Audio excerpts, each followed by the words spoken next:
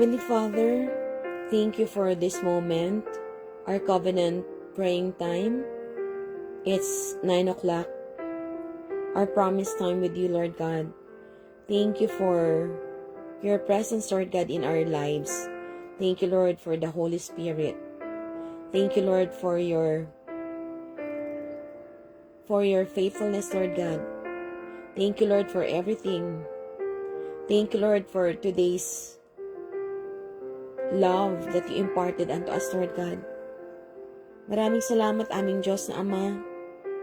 Patuloy na nais ka naming papurihan, itaas, at patuloy na iniimbitahan ka namin, Lord God, sa mga oras na ito. Ikaw, Lord, ang patuloy na manguna. Ikaw, Lord, ang patuloy na maitaas. Ikaw, dakilang Diyos, ang patuloy na maging kasama namin, Lord God, sa bawat oras, sa bawat minuto, sa bawat sandali ng aming buhay. Dakilang Diyos, patuloy na manahan ka sa amin, Lord God. Bigyan mo kami, Lord, ng kapayapaan sa aming puso. Dakilang Diyos, patuloy mo kaming bigyan ng kababaan ng loob, Lord God. Salamat, Lord, sa iyong presensya. Inaakin namin, Lord, ang katagumpayan ng aming covenant praying time sa iyong presensya, Lord God. Dakilang Diyos, ikaw ang aming patuloy na papupurihan, Lord God. Ikaw ang patuloy naming pasasalamatan. Salamat, Lord, sa gabing ito na muli makakasama ka namin, Lord God.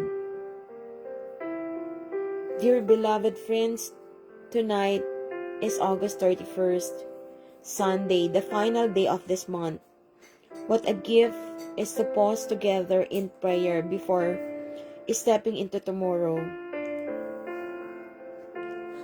Life moves so quickly, and often we are pulled in many directions by family, by responsibilities, by health concerns, or by the thoughts that weigh on our minds. Yet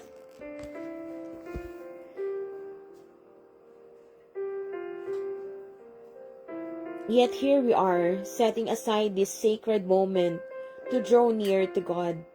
There is something powerful about choosing to stop and reflect, to breathe deeply of His presence, and to recognize that every single day we live this month was covered by His hand.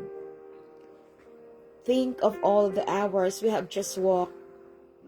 Think of all the hours that we have just walked through. The laughter, the meals, the prayers, the tears, the news we received, the surprises we didn't expect. Some days brought lightness and joy, while others brought heavy burdens we struggled to carry, but through every sunrise and sunset, God remained faithful. His mercies were new each morning, even when we're weary. His promises remain steady, even when we're uncertain. The Bible tells us in Psalm 113 verse 3, from the rising of the sun to the going down of the same, the Lord's name is to be praised. This means that no matter what happens in between the dawn and the evening, God is worthy of thanks. So tonight, as this month comes to an end, let us not finish with fear or regret. Let us finish with gratitude, with trust, and with peace in our hearts. This prayer is an invitation to lay down everything that happened in August, both the good and the painful, and to rest in the truth that God is already preparing us for what comes next. Heavenly Father, we begin this prayer not with request but with thanksgiving. Thank you for this life. Thank you for life itself, for the breath that fills our lungs. Yes, Lord God, for the breath that fills our lungs, for the strength that carried us, for the grace that held us in moments when we thought we would fall. Thank you for each morning, Lord, for each morning that you awaken us, Lord God, reminding us that your mercies are new and endless. Thank you for the nights you watch over us while we slept, Lord God, protecting us from dangers, seen and unseen. Lord, thank you for the food that nourished our bodies, for the shelter that gave us safety, and for the relationships that gave us joy. Some of us may not have everything we wanted, Lord.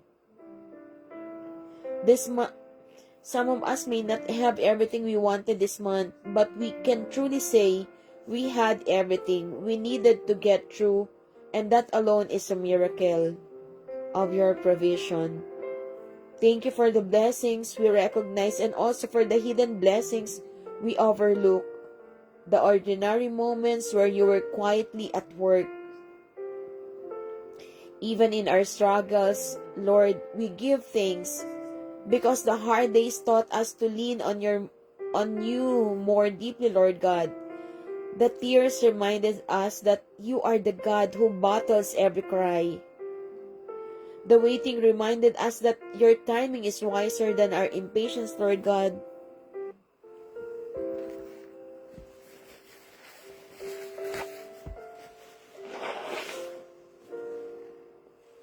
Your word tells us to give thanks in all circumstances, for this is God's will for you in Christ Jesus. 1 Thessalonians 5 verse 18. And so with open hearts, we end this month by saying thank you, not only for what we understand, but also for what we do not yet understand. We trust that every detail of August was in your hands. Lord, as this month comes to a close, we pause to reflect. Reflection is not always easy because it asks us to be honest with you and with ourselves. When we look back at these past days, we see victories, yes, but we also see places where we fell short. We remember moments of joy, but also moments of when our words are when our words or action did not reflect your love. We see where we trusted you fully, and we also see where we leaned too heavily on our own understanding. Father, forgive us for the times we forgot to pray, for the times we rushed into decisions without even seeking your wisdom. Forgive us, Lord. Forgive us for the times we worried more than we worship. We worried more than we worship, Lord. Or spoke words that wounded instead of healed. Forgive us, Lord. Forgive us. If we carried anger or resentment too long, Lord God. Because anger is not from you, Lord God. And we know that one, Lord God. Anger is not from you, Lord. We carried anger for so long, Lord God. Or if we judge too quickly, forgive us if we clung too tightly to fear and not tightly enough to faith, Lord God. Your word tells us in 1 John 1-9, in 1 John 19, if we confess our sins, He is faithful and just to forgive our sins and to cleanse us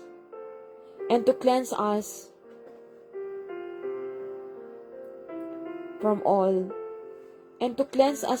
unrighteousness and to cleanse us from all mistakes.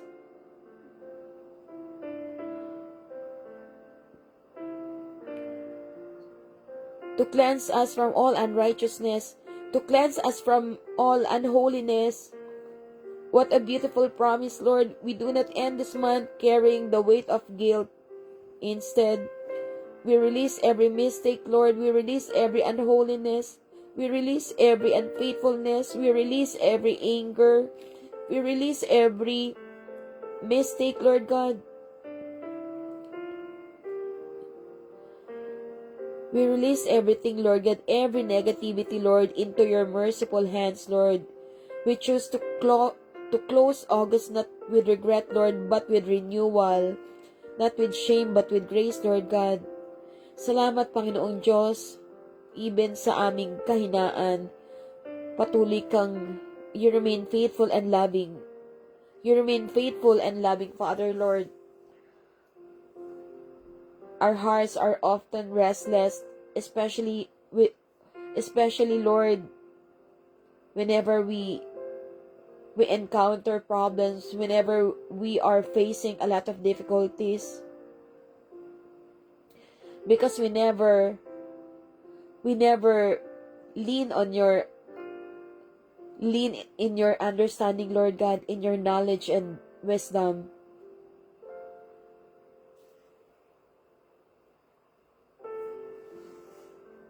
We think of what we did not finish, of the prayers still unanswered, of the uncertain future waiting ahead. Sometimes our bodies may be weary and our minds crowded with anxious thoughts.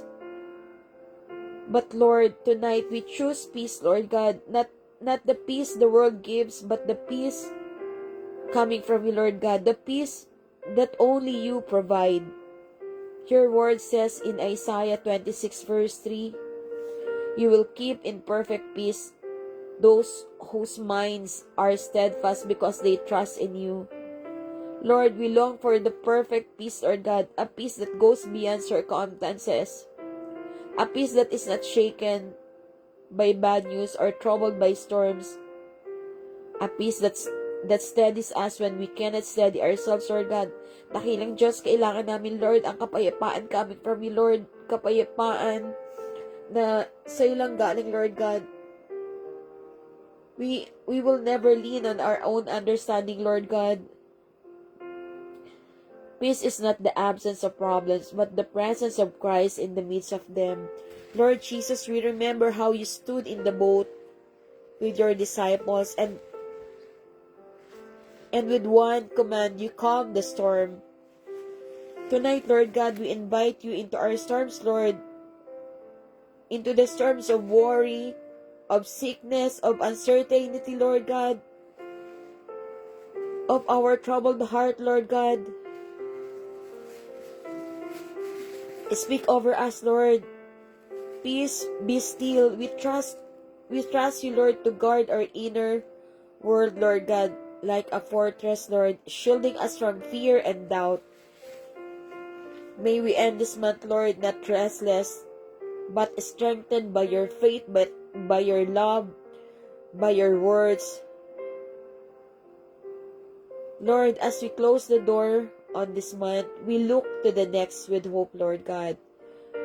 We're looking forward completely in your presence, Lord God, yet we also know that life is complex and decisions are not always easy. Yes, Lord God, it's not always easy, Lord God, but leaning in your own understanding and by your words, Lord God, we know that the right path is already aligned to us, Lord God, and your will be done, Lord God, not our will. That is why we need your wisdom, Lord. We need your knowledge, Lord God. Our understanding is so small. We see only today, but you see tomorrow, next week, and the months ahead. You see the path from the beginning to end.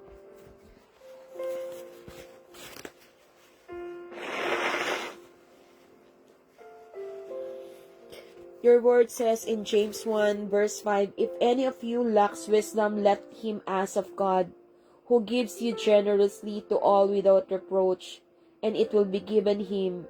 So tonight, Lord, we ask for your wisdom in our choices, wisdom in our relationship. Yes, Lord God, we earnestly ask for your wisdom, Lord God. Wisdom in our conversation, wisdom in how we care for our bodies and our souls, how we care for people around us, how we care for your words, how we care for your church in the body of Christ. Teach us, Lord, teach us to live not by impulse, but by insight. Teach us, Lord, to listen to your Spirit before we speak or act. Father God, help us to recognize the difference between good and best, between temporary and eternal, between easy and right. Let your word be a lamp to our feet and a light to our path, Lord God.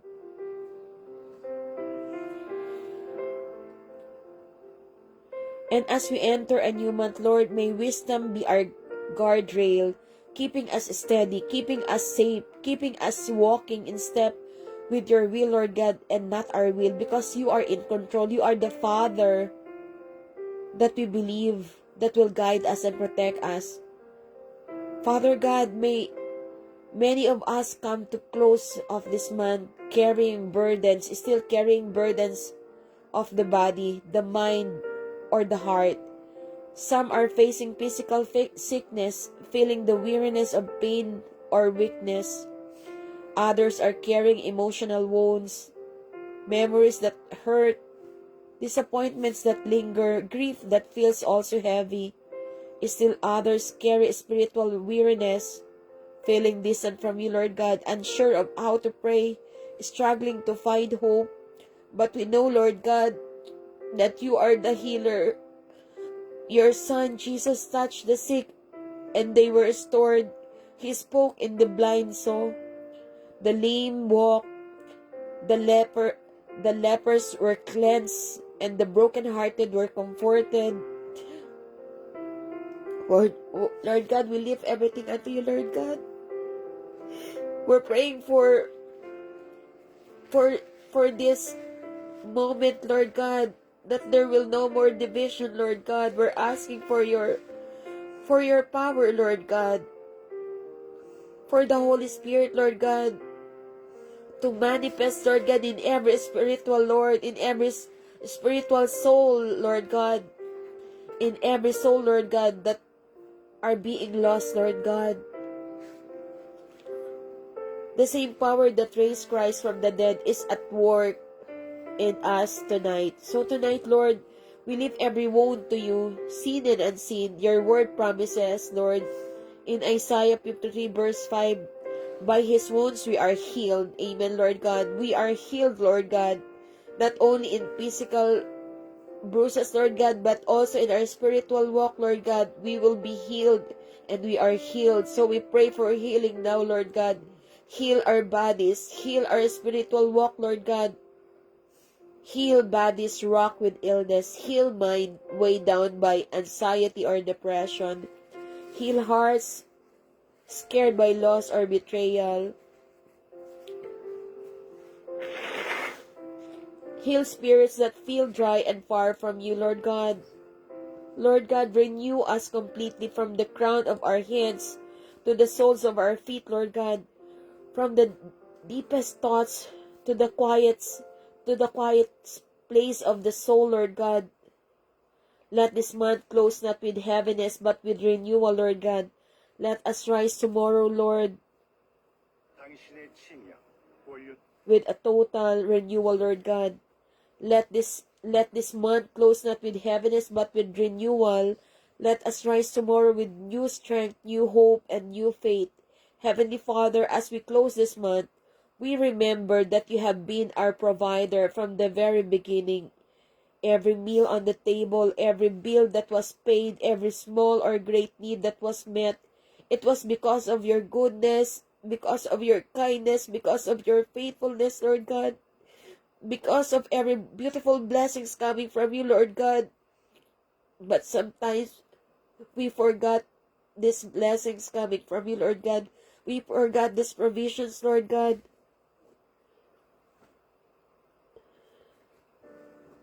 Lord, we worried about how things would work out, and yet in quiet ways you open doors, you use people, you stretch resources, and you reminded us that we are never forgotten. Yes, we are never forgotten, Lord God.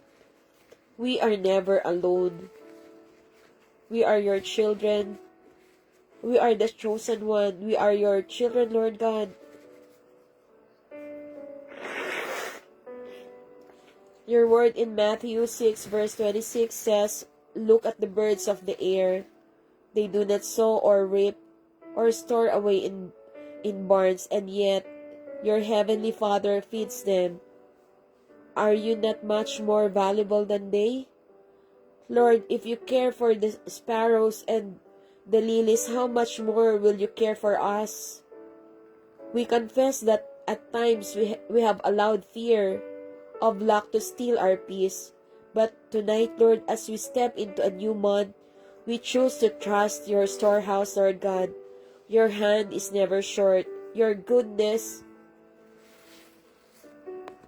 never runs out. We ask not only for financial provision, Lord God, but also for wisdom to manage what you give us. Bless the work of our hands, Lord, and guide us in ways that honor you. Provide comfort for the lonely, Lord God, courage for the fearful, strength for the weak, and daily bread for those who hunger for your words, Lord God, for your presence, Lord God.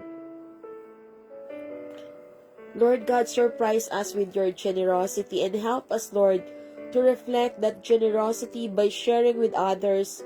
As August closes, we place our needs into your hands, Lord, and declare Jehovah Jireh, our provider, will never fail us. Lord, as we look back at this month, we are reminded of the gift of family and loved ones, of our dear brothers and sisters, of the congregation, of our communities, of our pastors, of our dear friends, Lord God.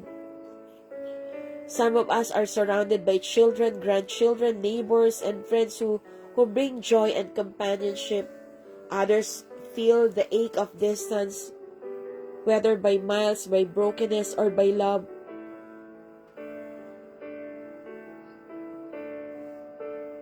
Whatever our circumstances, we pause to thank you, Lord, for the people you have placed in our lives.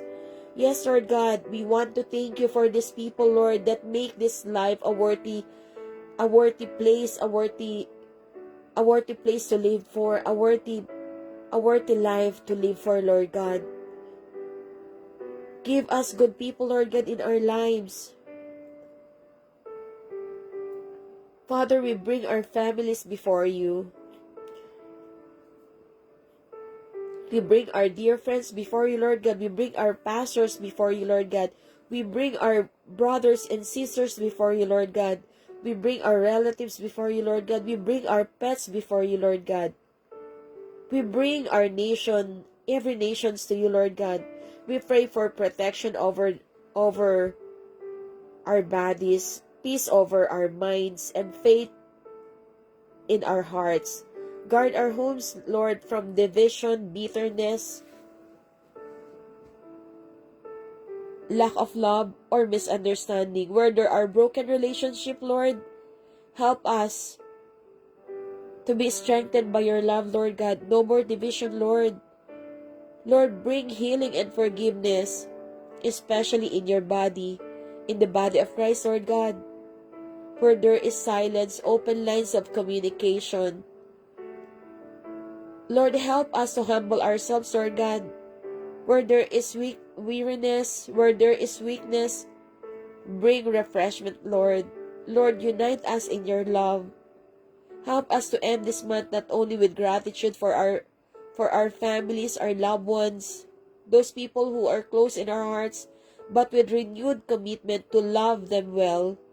Teach us to speak kindly, Lord. Let every word that will come in our mouth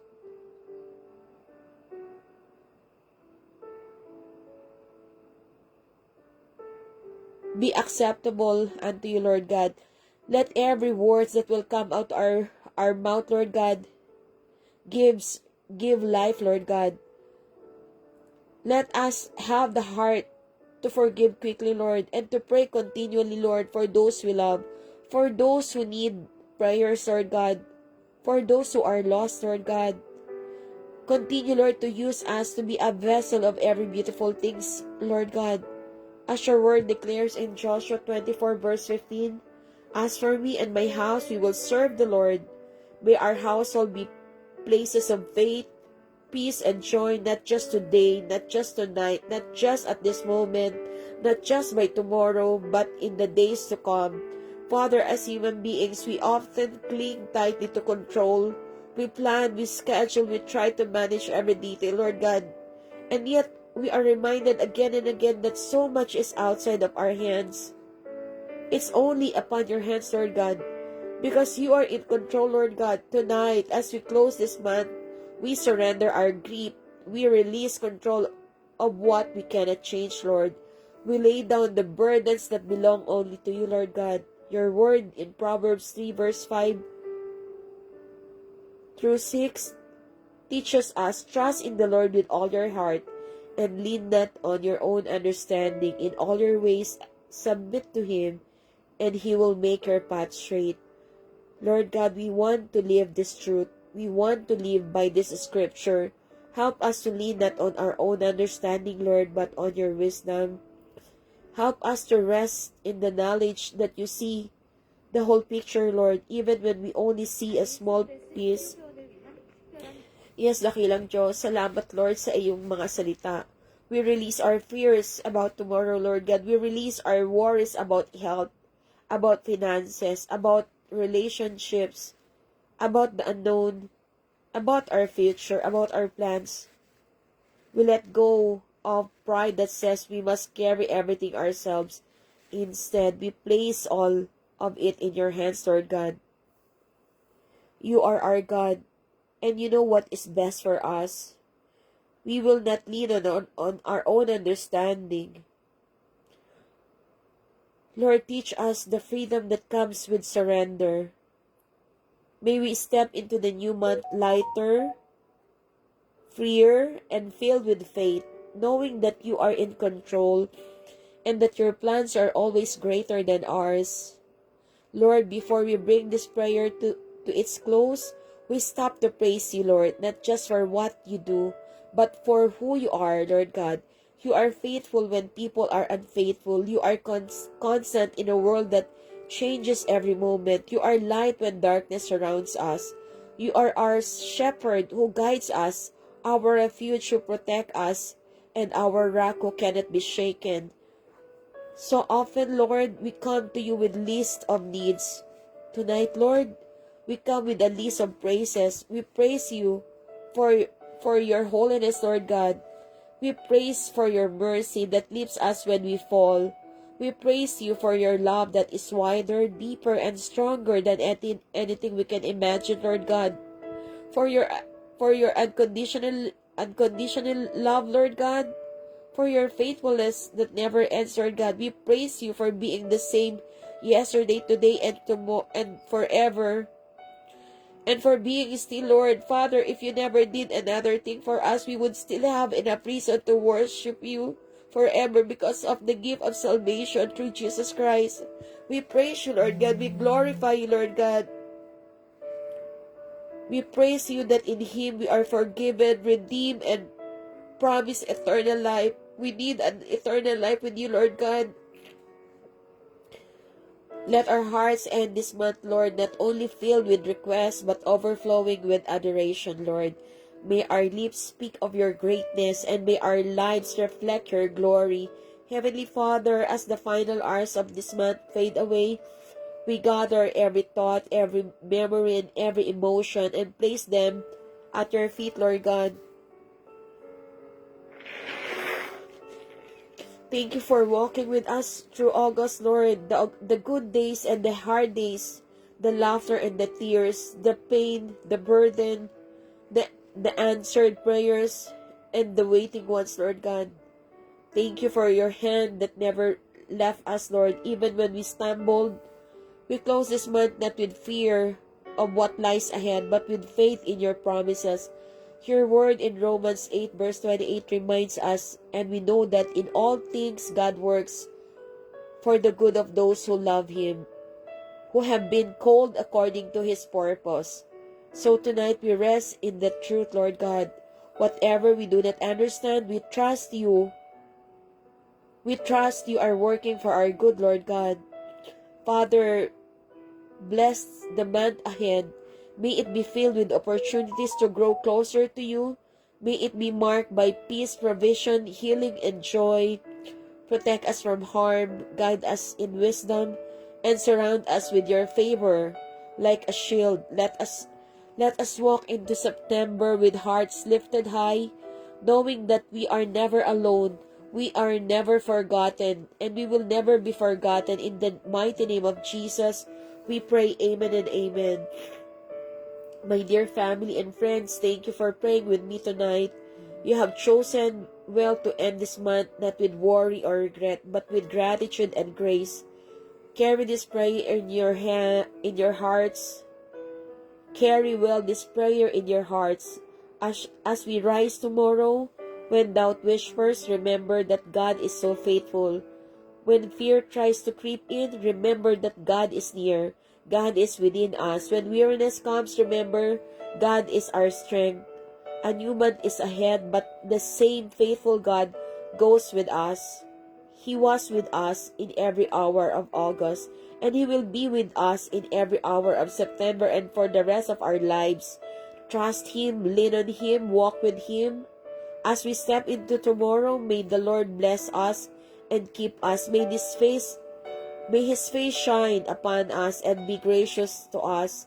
May His peace, which surpasses all understanding, guard our hearts and mind in Christ Jesus. We will go in the new month with hope, with faith, and with joy. We will stay hopeful. We will stay thankful. We will stay blessed and never forget God's grace is enough for us now and always.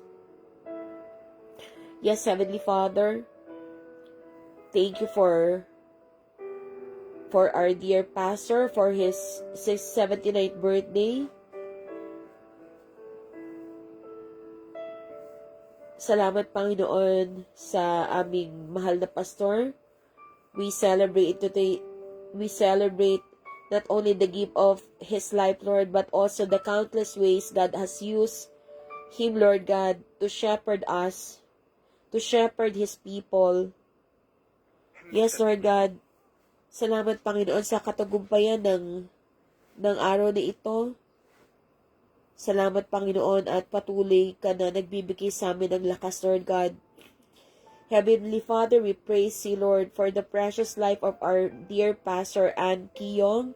Thank you for granting him health, wisdom, and steadfast heart, Lord, devoted to your service. Lord, continue to pour out your favor upon him. Renew his strength. Give him a happy life, a healthy and happy life, Lord God. Longevity, Lord, like the eagles, Lord. Give him strength like the eagles. Fill his days with peace, Lord God, and crown his years with joy. May your presence be his constant companion, Lord God. Your word is daily light. Yes, Lord God, your word will be his daily delight, Lord God, and your promises his everlasting hope, Lord God. Lord, you know what is inside his heart, Lord God. You know, Lord, what the desire of his heart, Lord God. You know how he loves your flock, Lord God. We pray that this life continues to shine as a living testimony of faith, Lord God, perseverance and love. Bless him with many more years and fruitful ministry surrounded by family, friends, and spiritual children who cherish him deeply. May his legacy be one of faithfulness to Christ, inspiring generation to walk in your truth. Thank you, Lord God, for his life. Thank you, Lord God, for the strength you given unto him, Lord God. Dakilang Diyos, salamat, Panginoon, sa iyong presensya, Lord, sa oras na ito. Dakilang Diyos, ikaw, Lord, ang patuloy naming paniniwalaan, pananampalatayaan. Sa iyo kami, Lord, kukuha ng lakas. At hindi kami, Lord, mananahan sa sarili naming kalakasan, Lord God. Ikaw ang dakilang Diyos na magbibigay, Lord, ng lahat ng aming pangailangan.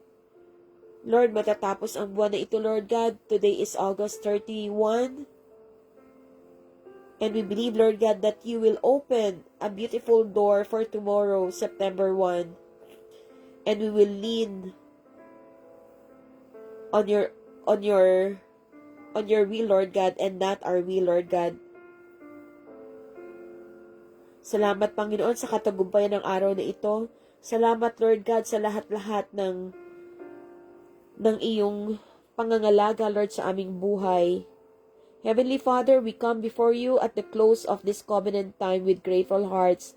Thank you for reminding us that a life surrendered to you becomes a living testimony of your unfailing faithfulness. Lord, tonight we honor our beloved pastor, Pastor Ann Kiyong, your servant who has walked faithfully in your calling. We see in him the truth of your word, that blessed is the servant found faithful.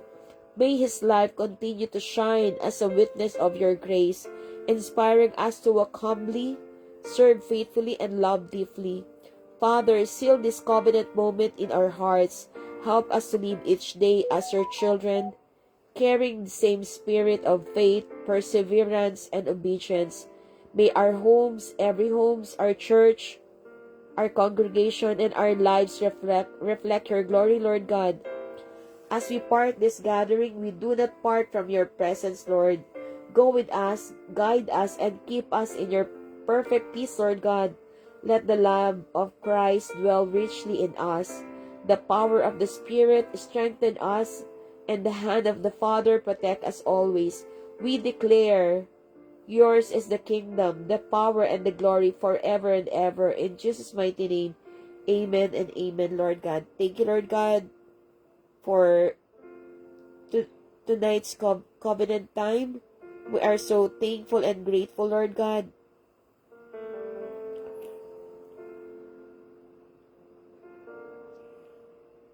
Psalm 91, whoever dwells in the shelter of the Most High will rest in the shadow of Almighty.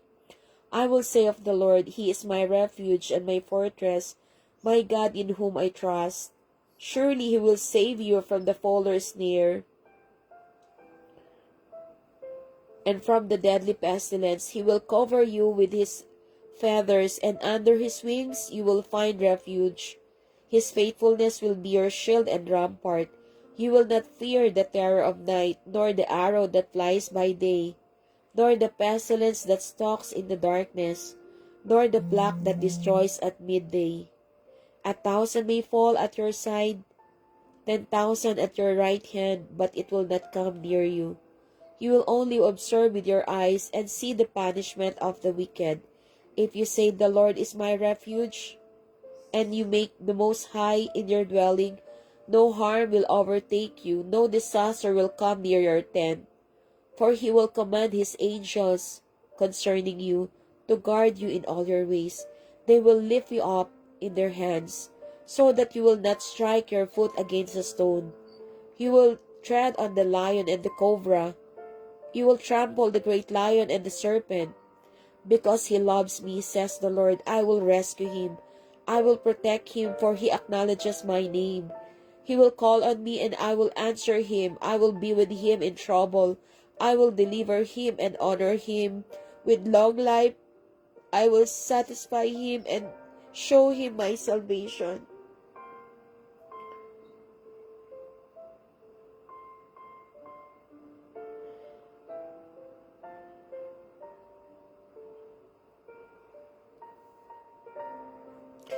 Heavenly Father, we thank you for the promise of your word in Psalm 91.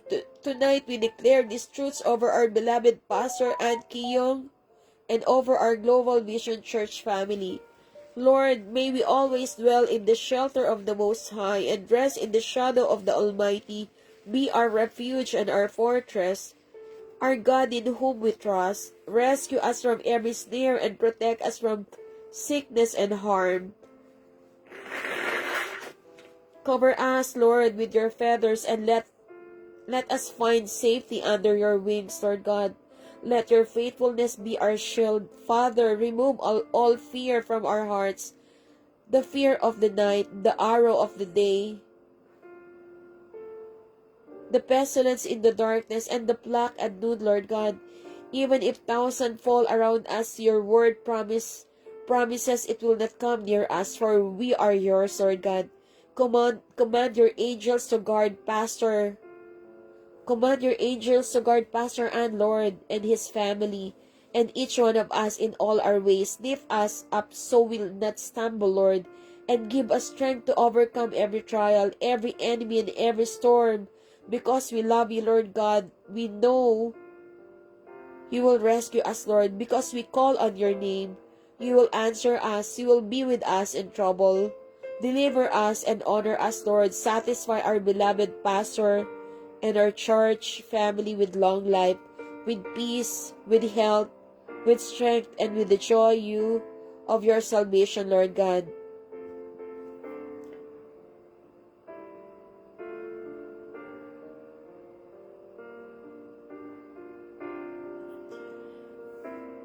Psalm 23, The Lord is my shepherd, I lack nothing. He makes me lie down in green pastures.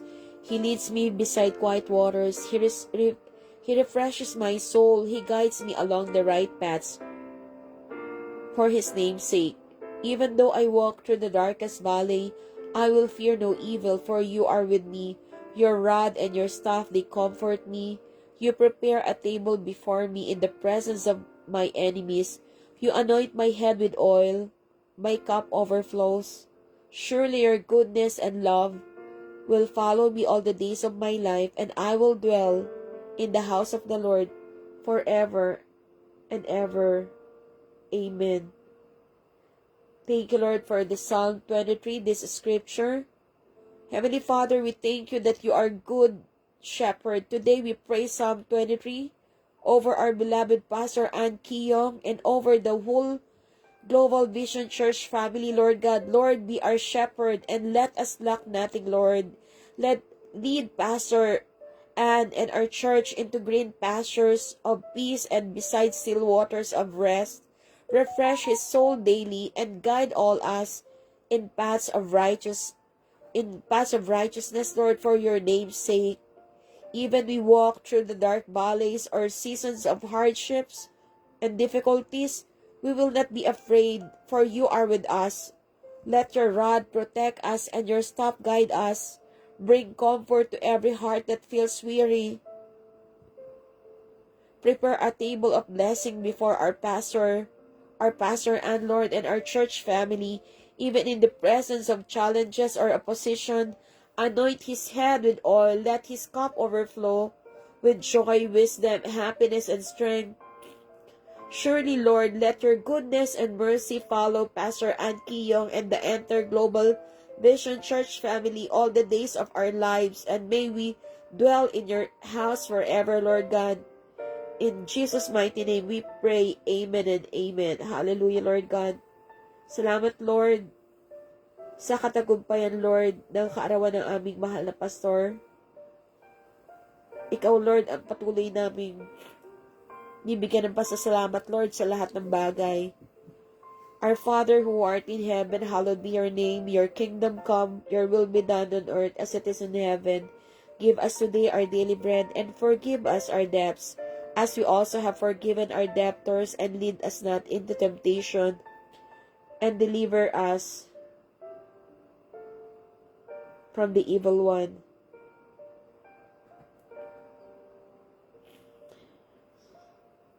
Heavenly Father, we come before you with hearts full of gratitude, lifting up our beloved Ann Kiyong, our beloved pastor, and the entire Global Vision Church family. Our Father in heaven, we honor your holy name.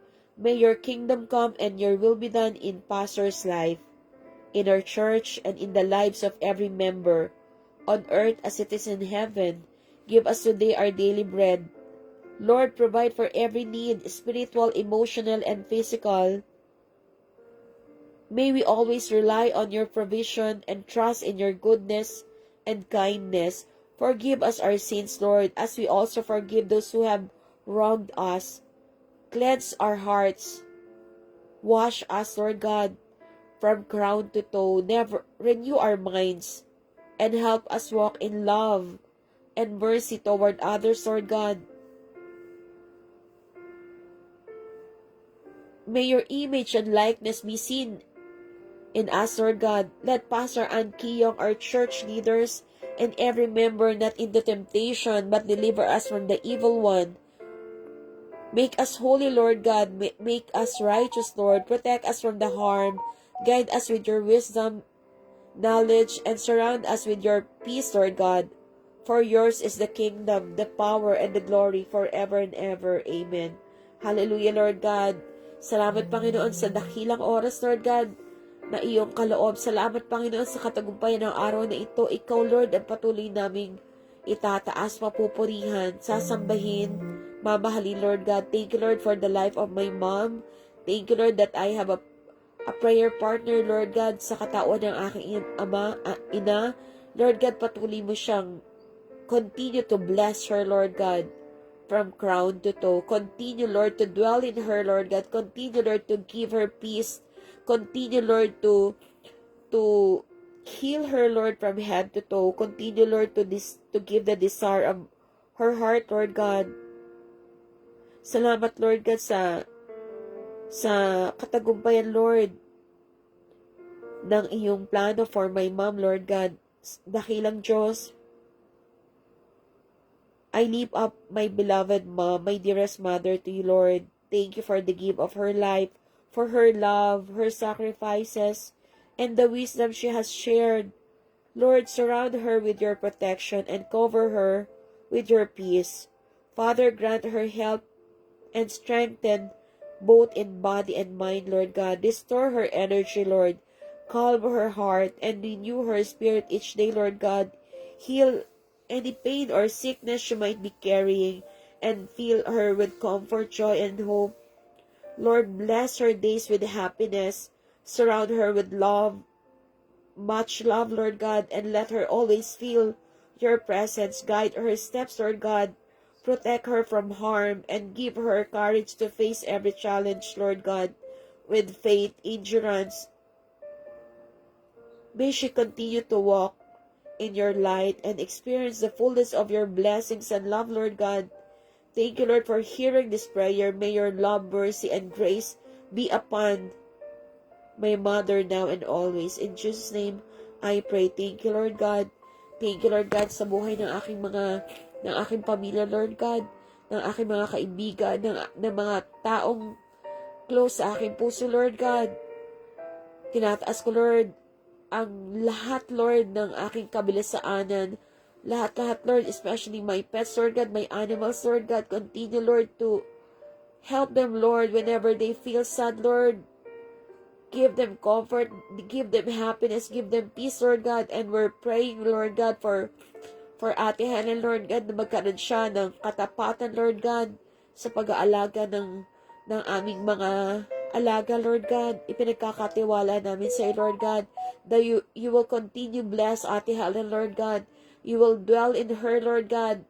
Whatever pain she is experiencing, Lord God, ikaw, Lord, ang magbibigay ng kagalingan. At ano man, Lord, ang kanyang pangailangan, you will provide, Lord God, because you are the great provider, Lord God. We believe, Lord God, na siya ay patuloy na magiging tapat, Lord God. She is not serving us, Lord God, but she is serving you, the Father, the King of Kings. At nagtitiwala kami, Panginoon, na patuloy mo siyang yayakapin, Lord, at patuloy mong ipaparamdam sa kanya, Lord God, ang iyong presensya, Lord God. Patuloy, Lord, na ipagkaloob mo ang bawat desire ng kanyang puso, Lord God. Lord, bless our house in the Philippines, Lord God. Bless our tenants, Lord God. Bless every people that occupying our place, Lord God, in Manila, Lord God. We want to lift up everything unto you, Lord God. Alam mo, Lord, ang nilalaman ng aming puso, Lord God. Ito ay ipinapaubaya namin sa iyo, Lord God, in your own understanding, and that in our own understanding, Lord God, we believe in your power, we believe in your wisdom, we believe in your knowledge, Lord God. Salamat, Lord, sa katagumpayan ng gabing ito. Patuloy, Lord, na maibalik namin, Lord, ang lahat ng papurit pasasalamat in your mighty name, Jesus Christ. Amen and amen. Thank you, Lord God. In Jesus' name we pray. Hallelujah, Lord God.